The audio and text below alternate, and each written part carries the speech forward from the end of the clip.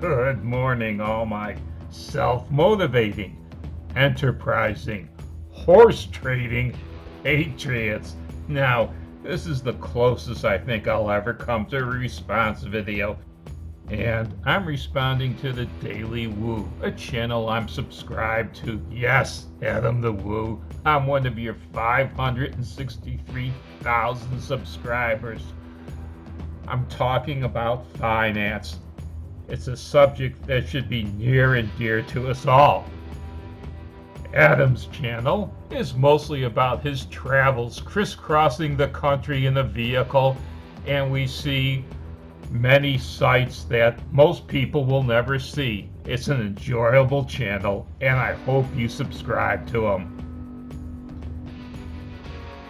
As you can see from the title, it says, I put all my money from savings into Disney stocks. Adam is a huge Disney fan, and he says he did research. He researched the price, and he bought last year at the height of the Wuhan flu panic when stocks were hitting rock bottom. He didn't buy at the very bottom, but close enough. He says he also knows the company is a huge conglomerate with theme parks, cruise ships, streaming, overseas property, and much, much more. Congratulations, Adam, buying at the bottom of this market, and he rightly suspects, I believe, that as the country opens up again, as the theme parks come back, as the cruise ships go back online, well, Disney value is just going to go up. It was a good investment. Here's where I have a few issues with the way he decided to invest, though. He considers this a one-time investment. He took nearly all his money, like he says here, and he put it into Disney stocks. And he plans on holding on to them for, say, 20 years or so. That's what he says. I don't advise ever against putting all your money into the stock market. You should keep some money behind, an emergency fund.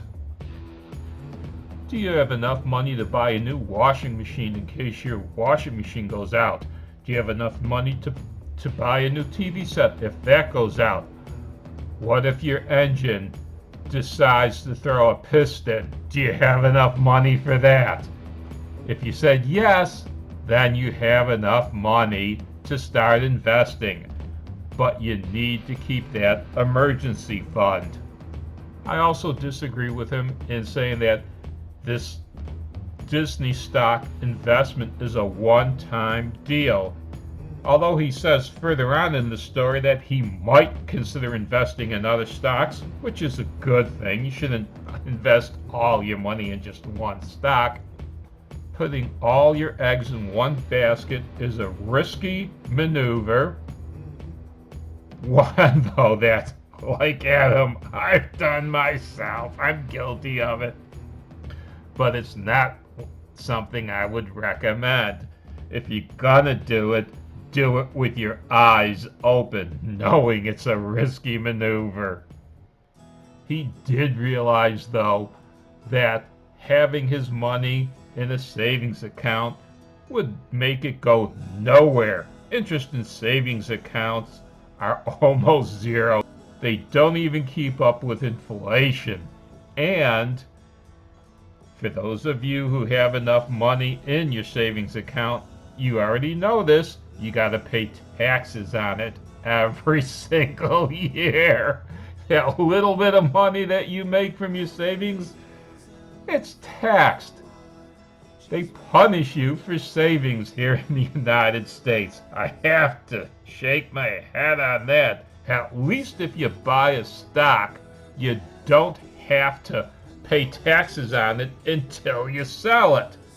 You have to pay taxes on the dividends they pay out, but not on the rise in the stock value. Let's talk about one more thing. Adam in this story doesn't say how he bought the stock. There are basically two different ways to buy stock. Direct from the company, very few companies let you do that anymore, or from a broker, which he probably did. There are basically two kinds of brokers, a full service broker and a discount broker. And with some companies, you can get services for either. I fully am against a full service broker. They charge more because they're offering you advice on what stocks to buy. Discount brokers, you can still get all the advice you want, usually from a discount broker, but you've got to look it up yourself. A full discount service broker, he's trying to sell you a stock. He's pushing the stock, and basically, and this goes for discount or full service brokers, they don't care if you make money or not. They charge you when you buy a stock, they charge you when you sell a stock. With a discount broker, the fees are usually about $5 a trade or less. So with a discount broker, since you've done all the research yourself, the trading fee of $5, it's peanuts. Call it $10, $5 for buying, $5 for selling, but I always think of buying stocks as an investment, a long-term thing, which is what Adam the Woo does too. If you're buying stocks for the long haul, make sure you do your research and you buy a good company. Here's where I disagree with Adam the Woo, though. He said that this was basically a one-time deal for his Disney stock. I buy stocks on a continuing basis. Even as old as I am, I'm still buying stocks continually. I'm looking for the future. Now, over the years, I've read a lot about stocks and stock investing, and I continue to do research on a multitude of stocks. I don't think I'll ever invest in, but I want to keep my hand in just in case. And the best advice I know comes from the Oracle of Omaha. Now, I don't believe in what Warren Buffett stands for politically, but financially, there's no denying the man's a genius. And he once was quoted as saying, "An idiot with a plan will beat a genius without one every time." Well, Adam, I'm glad you've decided to join me and become an idiot with a plan.